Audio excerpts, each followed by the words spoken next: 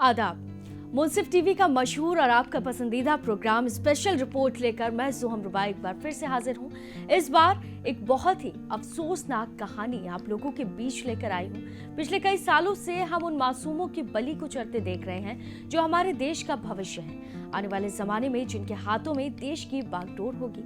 लेकिन इन मासूमों की मौत का सिलसिला लगातार बढ़ता जा रहा है। आइए इस रिपोर्ट में देखते हैं कि आखिर क्या है पूरा मामला। क्या आप किसी ऐसे शहर के बारे में जानते हैं जिसे खुदकुशी का शहर कहा जा सकता है? एक ऐसा शहर जहां सपने देखे जाते हैं मगर सपने कभी कभी साकार नहीं होते। एक ऐसा शहर जहां हौसला टूटता है तो जिंदगी की डोर भी टूट जाती है, जहां जिंदगी में कामयाबी और नाकामी के बीच एक जंग लगातार जारी रहती है और इस जंग में जिंदगी ही हमेशा हार जाती है। एक ऐसा शहर जहां डर के आगे जीत नहीं सिर्फ हार ही हार मिलती है। इस शहर को आप शायद नहीं जानते होंगे, तो चलिए हम आपको लेकर चलते हैं उस शहर की तरफ जो राजस्थान में है, जिसका नाम है कोटा। वही कोटा जहां पिछले साल 29 स्टूडेंट्स ने खुदकुशी कर ली थी। जो अभी नया साल शुरू ही हुआ है कि पिछले सिर्फ 26 दिनों में 4 बच्चों ने अपनी जान दे दी और 3 ने जान देने की कोशिश भी की। जिंदगी से हाथ धोने का ये सिलसिला थमने का नाम नहीं ले रहा।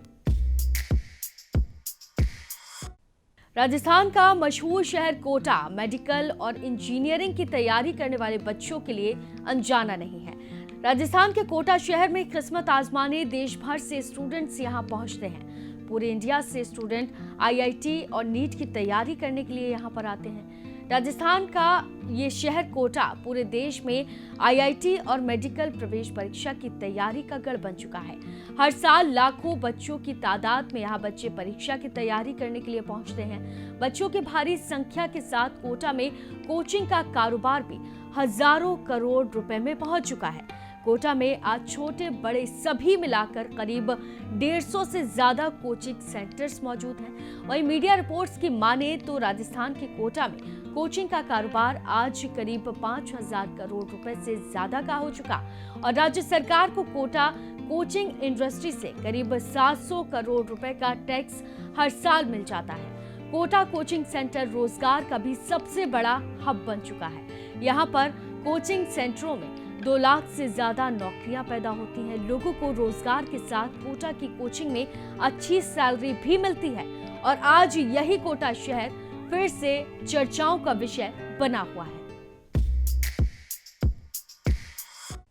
तो दोस्तों, कोटा शहर चर्चाओं में इसीलिए नहीं कि यहां से देश को इंजीनियर या डॉक्टर मिल रहे हैं, बल्कि अफसोसनाक बात यह है कि पिछले 24 घंटे में यहां 2 छात्रों ने और सुसाइड कर लिया। हम आपको बता दें कि पिछले 5 सालों में यहां करीब 73 स्टूडेंट्स ने खुदकुशी की है। रिपोर्ट्स के मुताबिक सिर्फ इस साल यानी कि 2023 की पिछले साल की अगर हम बात करें तो करीब 29 छात्र यहां खुदकुशी कर चुके हैं।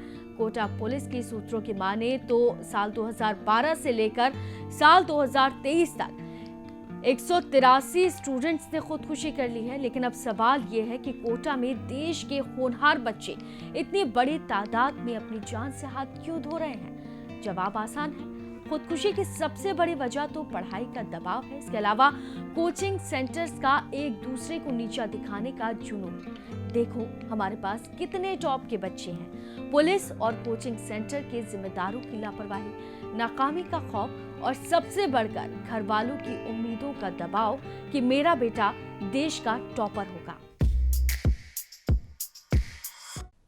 तो वहीं हमारे देश के मुस्तकबिल होते हैं ये नौजवान। ऐसे में अब सवाल ये पैदा होता है कि देश के इस नुकसान को कैसे रोका जाए। सोचा जाए कि हर माता पिता के लखते जिगर बुढ़ापे का सहारा होते हैं, जिनसे उन्हें बहुत सारी उम्मीदें बंधी होती हैं। इन बच्चों को कैसे समझाया जाए कि छत से पंखा लटक कर जान देने के लिए नहीं होता, बल्कि ठंडी हवा लेने के लिए होता है। इन्हें कैसे यकीन दिलाया जाए कि सिर्फ डॉक्टर या इंजीनियर ही अच्छी जिंदगी को नहीं जीते, बल्कि सभी अच्छी जिंदगी गुजारते हैं। लेकिन सवाल यह है कि क्या सिर्फ बच्चों को ही समझाया जाए? क्या तस्वीर का दूसरा रुख किसी को दिखाई नहीं देता? अगर आपको असलियत जाननी है तो खुदकुशी करने वाली इस एक लड़की की दिल की आवाज को पढ़े, आप सारी बात को समझ जाएंगे। पिछले साल 28 अप्रैल को प्रति ने अपनी रिहायशी इमारत से 5वीं मंजिल से कूदकर अपनी जान दे दी।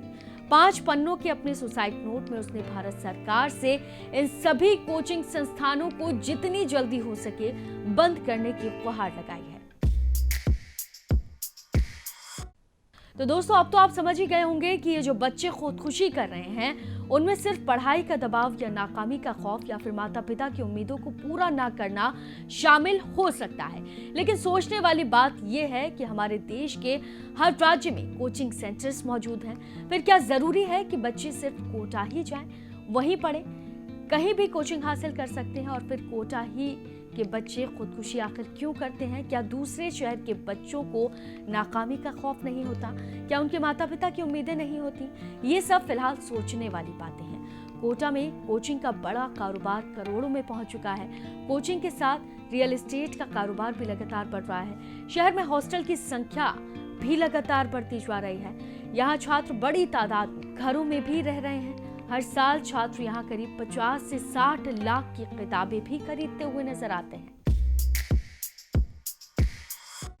तो दोस्तों, इन बच्चों की वजह से यहाँ हर एक की चांदी ही चांदी है।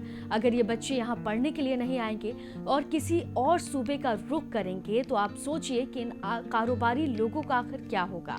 इन बच्चों को यहाँ लाने के लिए जरूरी है कि ये साबित किया जाए कि कोटा में कोचिंग लेने वाले बच्चे टॉपर बनते हैं या फिर नहीं। तो फिलहाल इस खास पेशकश में सिर्फ इतना ही। दीजिए इजाजत। आदाब।